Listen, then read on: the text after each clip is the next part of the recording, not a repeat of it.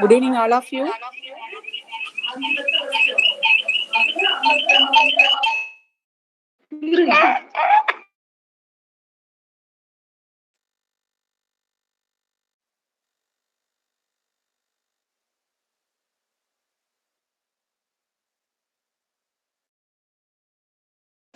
Good evening, sir.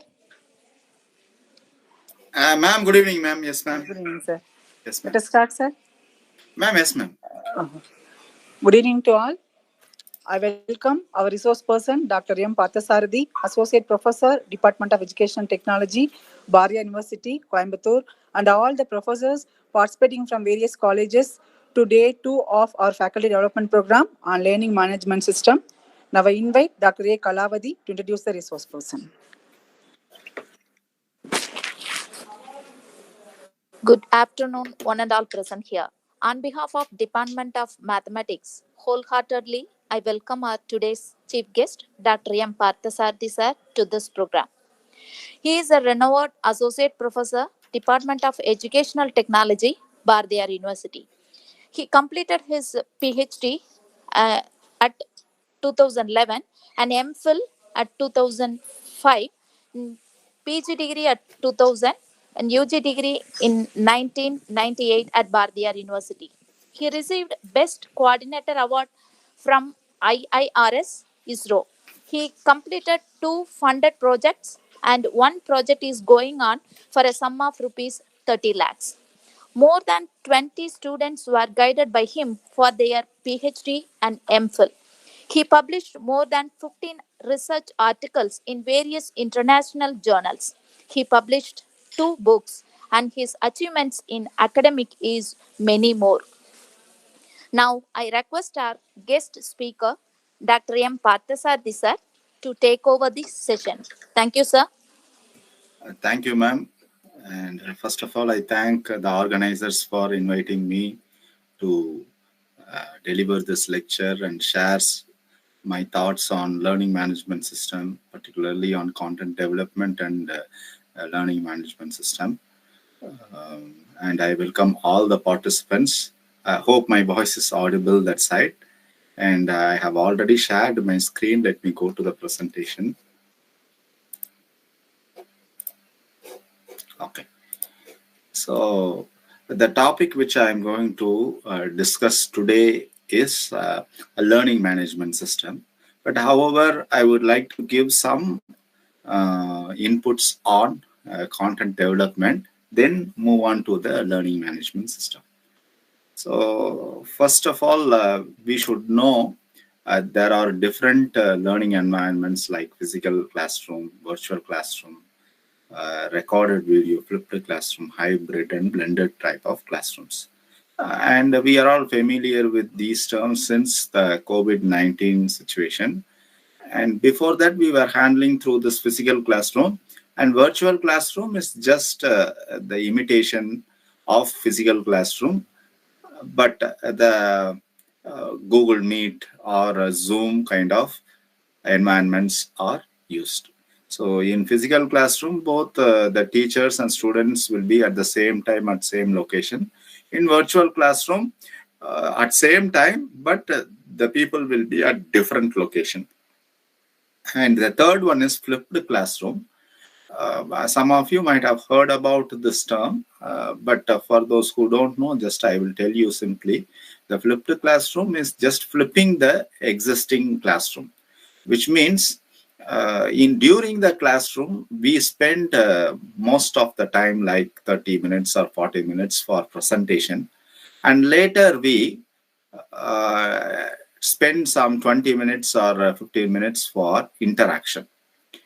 But instead of spending most of the time on presentation and very less time on interaction, instead of doing that, the concept of spending more time on interaction is coming out nowadays. So if we want to spend more time inside the classroom for discussion, then the presentation or content presentation should be shrink resented. So how to do that? So for that purpose, what we do, we provide the recorded classes, recorded videos to the students before the beginning of class, and the students will enter into the class after watching that video. So the classroom, entire classes can be used for interaction or discussion. Okay. So many of you might ask, what is the reason why we should switch over to this type of flipped classroom instead of the physical classroom or a virtual one where we spend more time on presentation. So the important reason is during our regular classes where we spend more time on presentation, we say that the lower order cognitive levels are only improved or imparted to the students. So we give importance to the lower order cognitive abilities. Where I think all of you know the Bloom's taxonomy, which consists of 6 levels, okay, in cognitive domain particularly. So the lower domains are remembering, understanding, and applying. So we say when more one-way communication happens inside the classroom, we will improve the lower order cognitive skills only, like remembering, understanding, and applying. So we can improve the higher order cognitive abilities only when we engage in more discussion. So analyzing, justifying, creating kind of levels can be reached only when we engage in more discussion. So flipped classroom will be very useful, particularly for higher education setup, where we expect the higher order cognitive abilities in the students. So I think the hybrid and blended are other two types of learning environments, where hybrid will provide simultaneous access to the physical, virtual, and recorded classroom. See, at present, what we do now, at present, we are all connected through this Google Meet online class. So actually, what happened in hybrid, the classes will be conducted in live, that is in physical mode, and that live class will be telecasted through the Google Meet or Zoom. So those who couldn't participate in physical mode can participate in the virtual mode. And after the class, the complete video will be recorded and distributed to the participants through the learning management system. So somebody who couldn't participate through these two modes in live, they can use the flipped classroom. They can use the recorded videos. So simultaneously making available of all the three types of classrooms is called as a hybrid. Whereas in blended type, the teacher will decide for which topic the physical classroom is suitable, for which topic the virtual classroom is suitable. So they will decide, and that topic will be handled only in that learning environment. So this is basic learning environments. And here I would like to say that the learning contents what we develop, fundamentally it will be in the form of multimedia elements, basic multimedia elements. All of us know what are they. Just text, image, animation, audio, and video are the basic multimedia elements. So we integrate these elements in a systematic order to make it as a educational content, a proper e-content. So assume that there is a 10 minutes educational video prepared by one teacher. So that video won't be prepared just by recording directly in a camera. So they would have recorded in the camera, and after recording, that video would have been edited by the editor by adding the text or images or musics and all. So only after the editing, we get or create the final educational video. Okay, so that final educational video is called as multimedia content, and the basic elements which we use to club together are called as multimedia elements. Okay, so nowadays a new concept is arising where the video is not distributed straight away to the learners. Instead, the videos are clubbed together. Okay, videos are clubbed together to form a instructional package.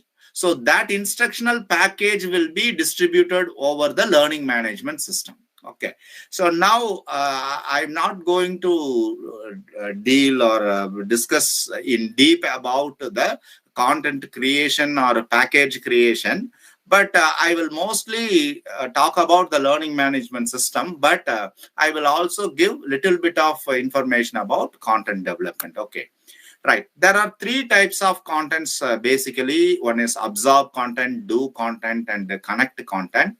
Absorb content are the ones which are mostly one-way communicating content. Usually it allows the learners to read, watch, and listen. And do content will modify its content dynamically based on the user's interaction.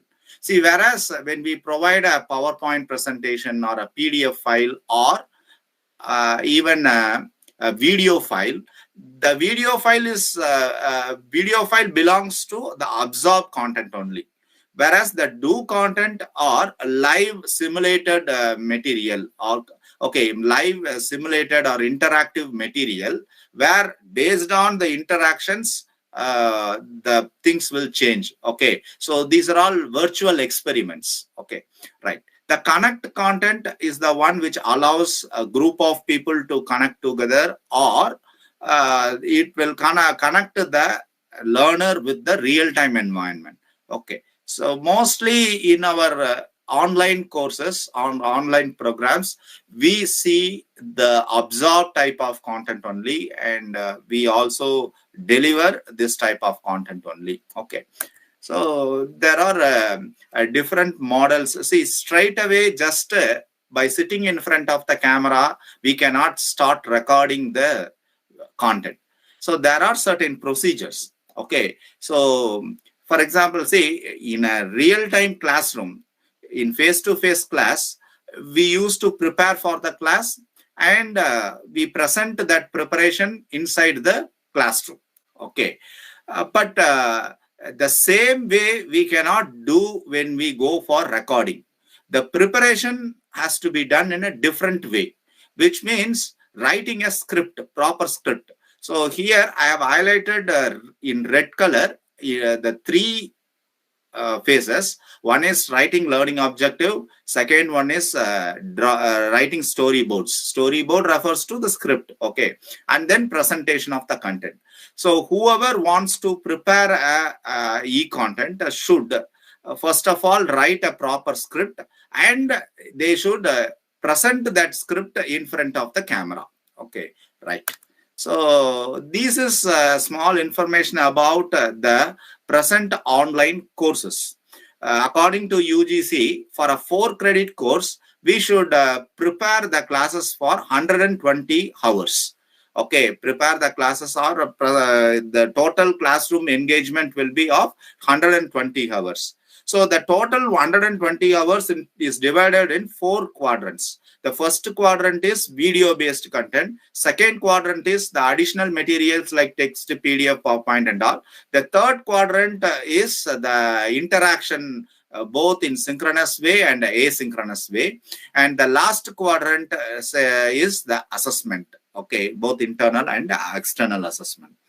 So actually further, the UGC says the video content should be for 20 hours. So for a 4-credit course, we should prepare 20 hours of a video. And for tutorials, we should prepare, the tutorial should be prepared for 20 hours, which means the PDF file, extra reading materials. The interactions should be the synchronous interaction should be 24 hours, asynchronous interaction 12 hours. So here the UGC says the synchronous interaction means the live Zoom or Google Meet kind of interaction. Okay, video conference based interaction. Asynchronous interaction refers to the interaction that happens through discussion forums. Okay. And the last one is assessment, for which we should spend 44 hours. So now we give importance to the first type, okay, the video-based content. Actually, these are all the ways or the types of video that should consist inside the course. So interactive introductory video for 5 minutes and unit introductory for 1 to 2 minutes. The content video should be for 8 to 10 minutes, like this.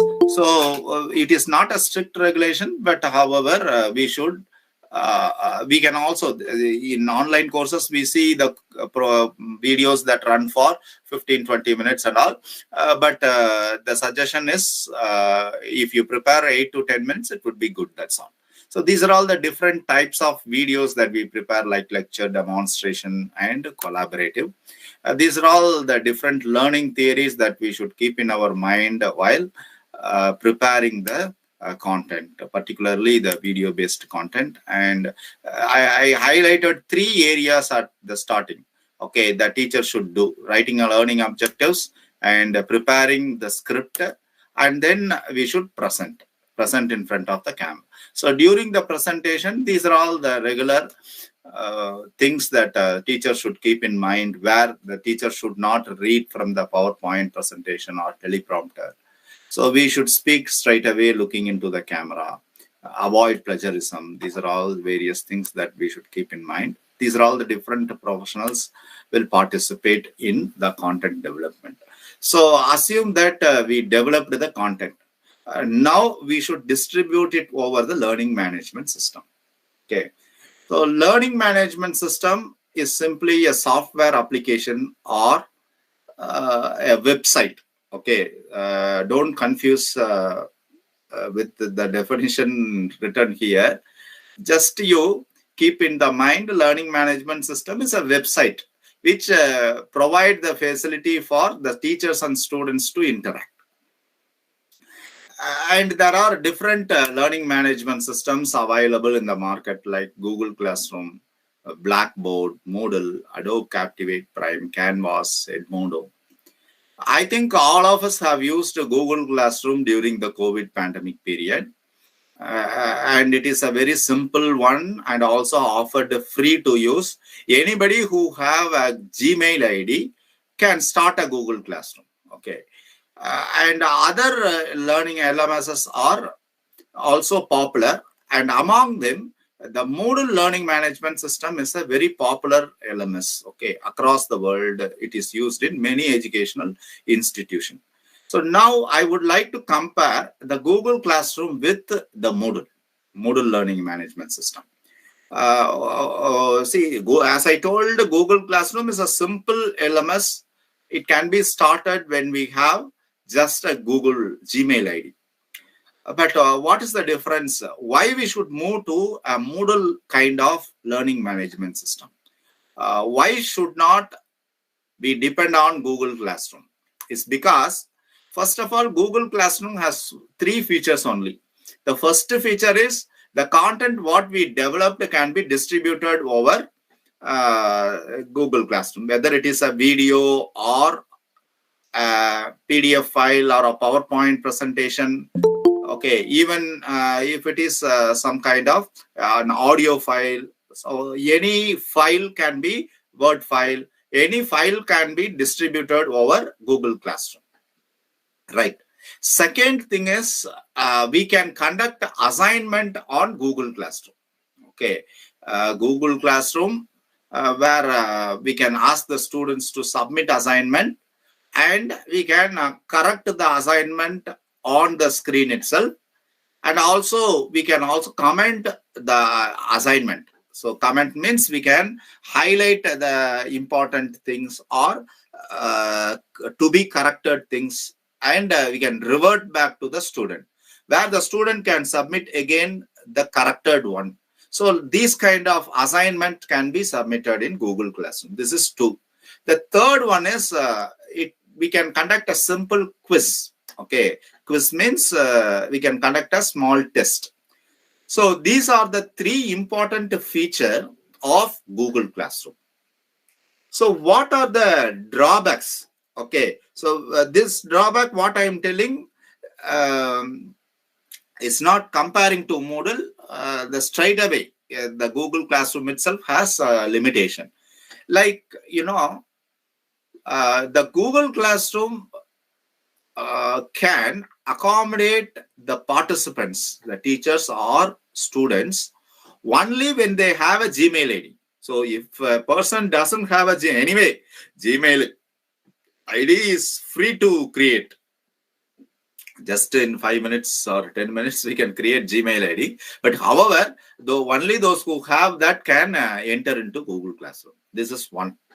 Second limitation is the teacher has to create separate classrooms for each and every subject they teach. For example, if I am teaching the compiler design subject for second year BSc Computer Science students, and also I'm handling software engineering subject for third year BSc Computer Science students. So what happens here? Here I should create separate Google Classroom classroom for this subject and that. And also I should bring my students. So it is the teacher's responsibility to enroll the students, bring all the students into the classroom. Okay, so separately for compiler design, I should bring the students. For software engineering also, I should bring the students. Right.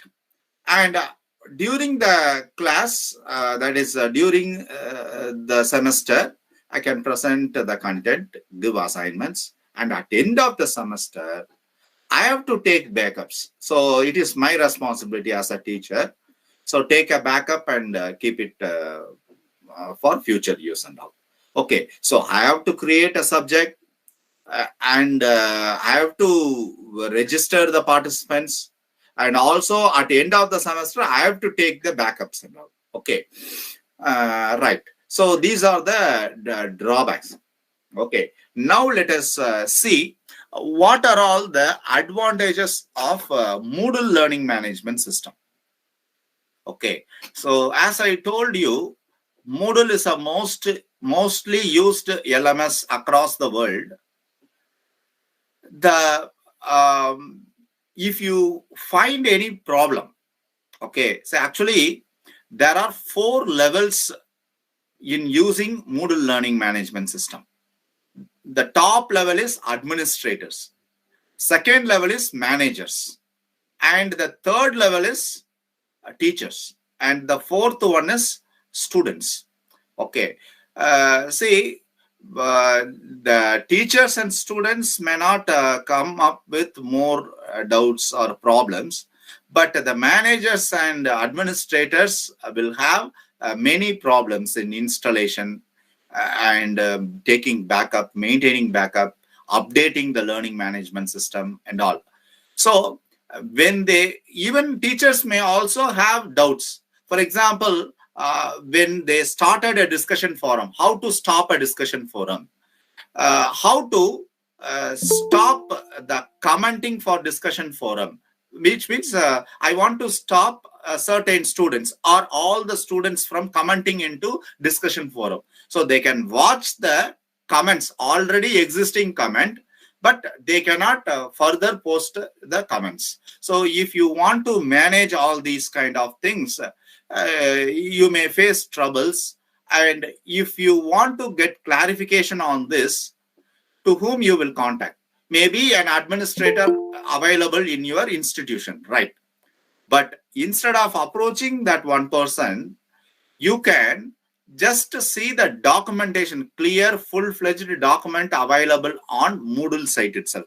So Moodle has a full-fledged text-based document, video-based document, and also there is an experienced forum, discussion forum, where you can post the queries as a teacher or administrator to get clarifications. Okay, so there are so many people to support you when you are using the Moodle. That means when you get into trouble when using Moodle. Okay, so this is one reason. That is, there are so many people using Moodle. So if you have any problem, you can contact them and get clarified. Okay, so that is the first reason. Second important reason is Moodle is an open source learning management system. So from the institution side, okay, from the institution level, it is free. A software, a complete full-fledged software is given free. So, you know, the software like MS Office, Windows operating system and all, still we have to pay for it. Okay, so even though when we purchase a new laptop, it comes pre-installed, for that installation, we already paid along with the laptop, okay, along with the computer. So this Moodle system completely comes free. So this is one benefit. And the third important thing in Moodle is there is an administrator who will manage everything. So like in Google Classroom, a teacher doesn't have to create the subject, enroll the participants. At the end of the semester, back up the courses. So nothing the teacher has to do. Instead, just the teachers and students can log in with their username and password and access everything. So the administrator will take care of bringing the environment and managing the environment. Okay, so this is also an important advantage. And also the username can be any text with an 8 or 12 characters, that's all. So you don't need to have a Gmail ID or a particular Yahoo ID or anything. Okay, so the first thing is, so many of them are using Moodle, so we can get clarified on any problems. Second thing is, the teachers doesn't have to manage or administer the LMS. Just if they log in, everything will be available. The third one is it is an open source software. Okay, so it comes free. And the fourth important one is, it consists of several tools. Okay, I told you in Google Classroom just 3 tools are available, but in Moodle we have many tools which will complement the teaching learning methods that we adopt in our classrooms. So we can distribute material, you can conduct assignment, you can also conduct test. Moreover, you can also create an instructional package inside Moodle. You can conduct a small workshops. Okay, you can have a discussion forum. You can have a separate wiki kind of environment. You can have a blog environment separately for your subject. Okay, you can have a small chat. And also, you see, even the live interaction, video-based interaction facility is included through a feature called Big Blue Button.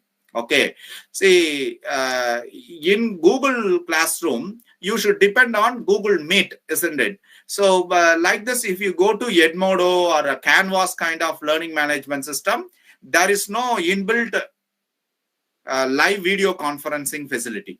But Moodle has, once upon a time, we were telling that still Moodle also has a drawback where the video conferencing facility was not included. But in the recent versions, that was also added. So if you want to conduct a live classroom, then you can also conduct the live classroom. Okay. And moreover, when you conduct a quiz, you know, that means a test, you can conduct in a proctored manner. Okay. See, during the pandemic period, we were all conducting the online examinations where we distributed the question papers and people used to write. The students will write and upload it in one place. But we don't know whether they are accessing other browser or other parts of the computer. Other parts means the browser, or whether they open an PowerPoint presentation or Word file and they write the exam, we don't know. Okay. So, but in Moodle, when you conduct a test, they cannot go to any other window or any other software until they complete the test. So this is a proctored environment. So these kind of features makes the Moodle learning management system better than Google Classroom. So if you rate the Moodle learning management system from 1 to, these two learning management systems from 1 to 10, we can give only 2 or 3 points for Google Classroom, where for Moodle we can provide 8 points. Okay, 8 to 9 points. So there is that much difference between Google Classroom and Moodle type of learning management system. So here now I will just, these are all the tools, as I told, available on Moodle learning management system. So here, now the next 30 minutes, I will demonstrate and show you the features available.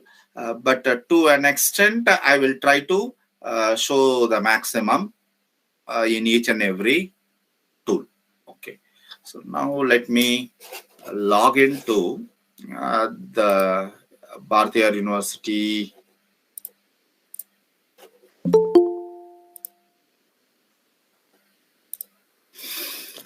learning management system.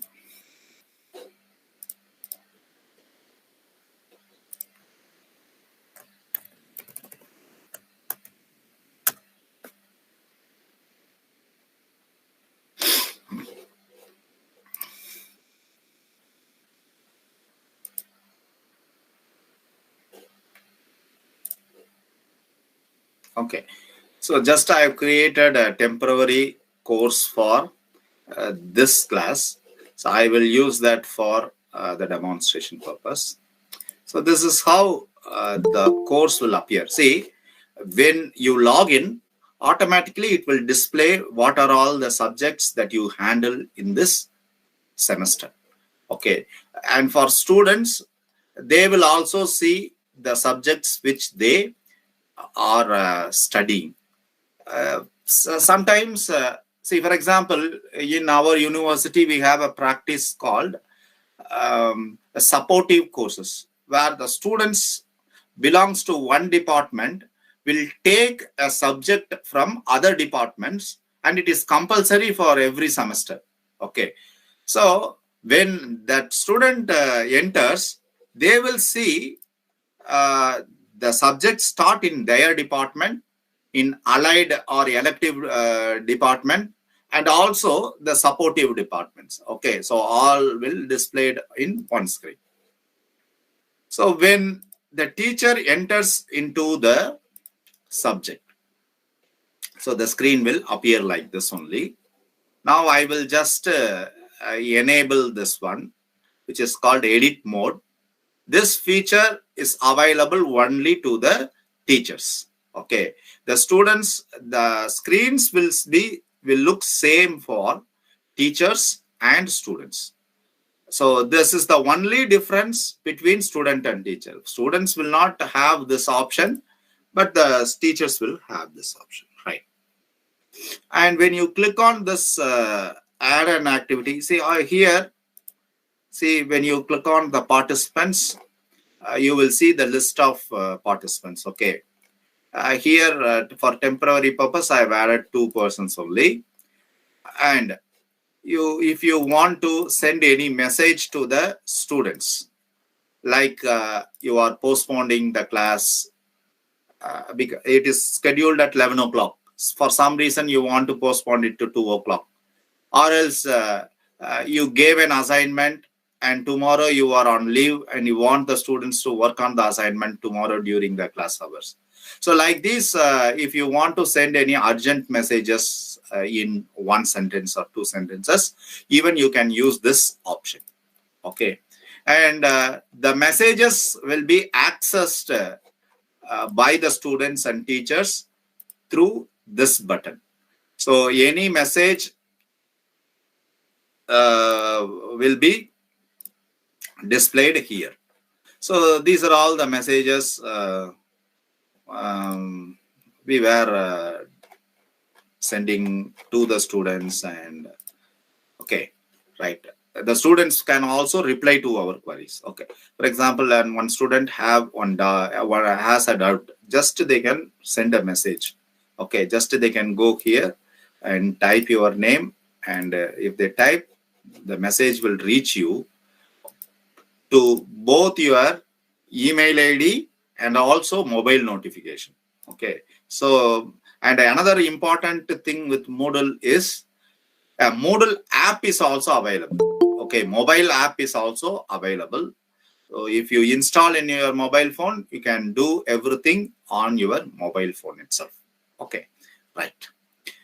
So this is about the participants I would like to say. And here you can access the grades, the marks for different activities you provided, like assignments, seminar, or internal test and all. And moreover, you see here there is an option called reports, okay, which will allow you to see who have access to what content in our learning management system. For example, you have distributed 5 videos in in Google Classroom and all. You may not know how many students have watched the videos and when they watched and all. So here, if you click on logs, it will show. You also select for which user you want to see, and also on which date you want to see. Okay, if you select all participant all days, everything will be shown. And here so far I didn't create any activity. For example, if I want to see the log for one activity called assignment, then you can select that activity alone. And also actions like view, update, delete and all, through which source or medium they have accessed, and what are all the events like. This will show only teachers' parts, and this will show the students' activities, actions. So if you click on get these logs, automatically it will show. Okay, so these kind of features are available. And if you click on live logs, you see. Yes, ma'am. Yeah, actually I'm presenting. Oh, when did it gone, ma'am? Okay, ma'am. Okay, right, ma'am. Right, ma'am. Thank you, ma'am. Have you seen the screen when I logged in, ma'am? No, okay. Right. Okay. So you could have told me that time itself. Right. It's all right. Right. Actually, this is our university. Are you seeing the screen now, ma'am? Are you seeing the screen now? Okay, ma'am. Right. So, see, this is our university LMS, and let me log in. Okay. Then I will start from the beginning.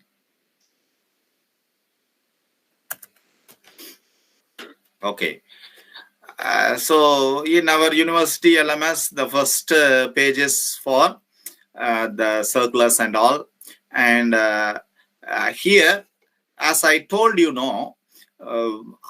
various departments in our university offer courses called supportive courses.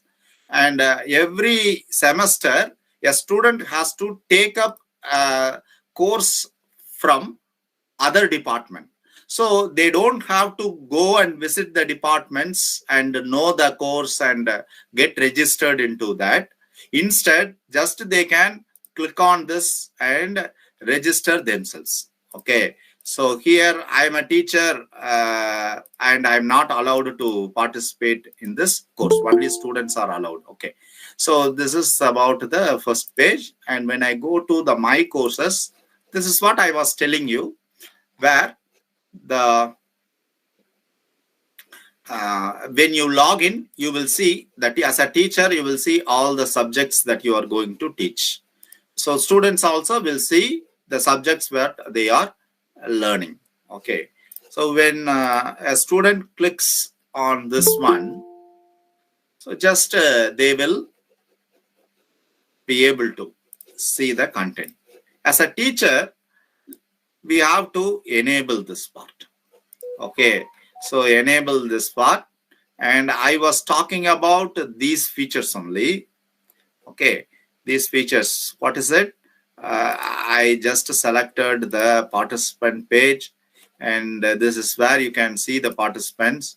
And if you want to send any urgent message to the participants, you can click and send a message directly.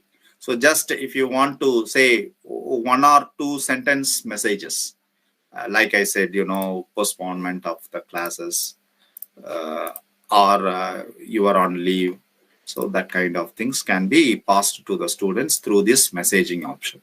And here also you have the messaging option where you can converse with the students. So these are all different conversation happened between me and the students. So like this you can do. And here in this page, you will see the marks you awarded for the students for different activities. And here in report, this is what I was telling finally.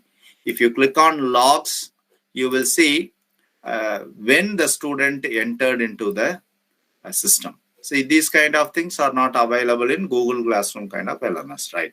So even if you want to know the details for one particular user alone, yes, you can watch. And for one particular day alone, you can select and see. So like this, you can see the logs.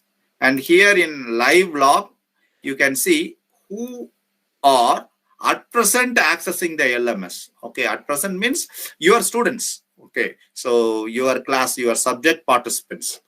And here you will see the activity wise report. I so far I didn't add any activity. That's why it is empty. Okay. And if you click on course participation, again, you can select for how many days you want to know. So if you say at student level, all actions, if you click OK, then there is no action for past 6 days. Okay. So like this, you can know. And there are also features like creating question bank. Okay, right.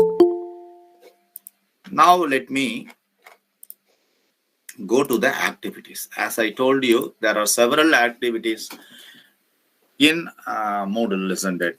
See, the first one is the assignment, attendance, chat, feedback, file, to distribute a file and distribute many files, forum for interactions, glossary, label. So these are all the different types. So let me show you 1 or 2 here. Okay. I will click on the attendance first. How to create an attendance. See here, you can create the attendance. If you have a practice, in your institution, you have a practice of awarding marks for the students based on the attendance, you can also set up like this. Otherwise, none. In activity completion, I can select do not indicate any activity completion. Click save and return to the course. So I have created attendance. Okay. So next, I should set up the attendance. Let me enter into the attendance. Set up the attendance means set up according to our timetable, so that it will show from this hour to this hour you have a class and you can mark attendance for that particular hour. If you click on add session, here first you should say when this course started, maybe 1st January. When this course will end, that you should provide it here. Maybe if it ends in April 30th. Right. So 1st January to April 30th.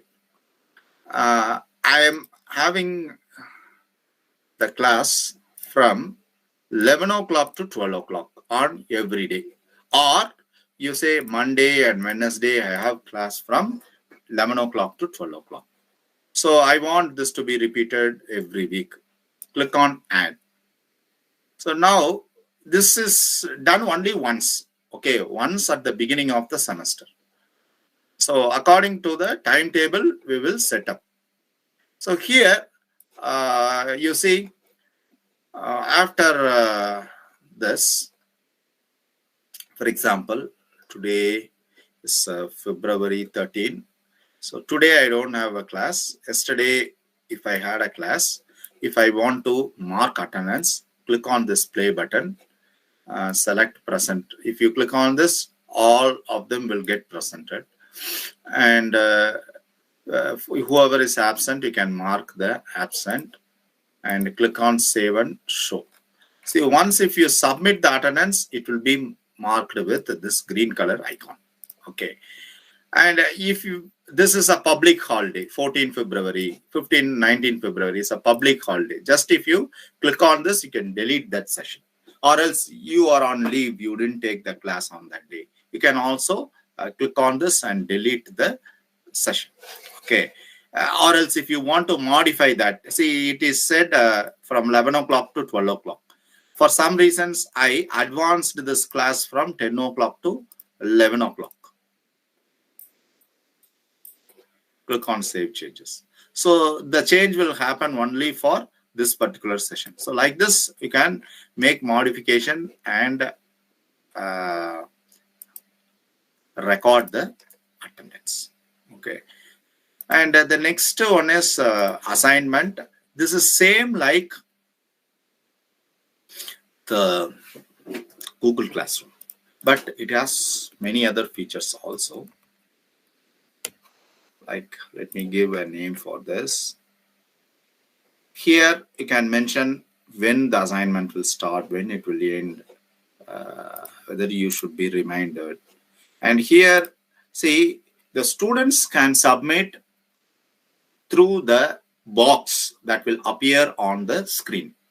That box will allow the student to type or else record the video or record the speech and submit as an assignment. So that is also possible. If you select file submission, it will allow them to upload the PDF PowerPoint file and all. Okay, right. How many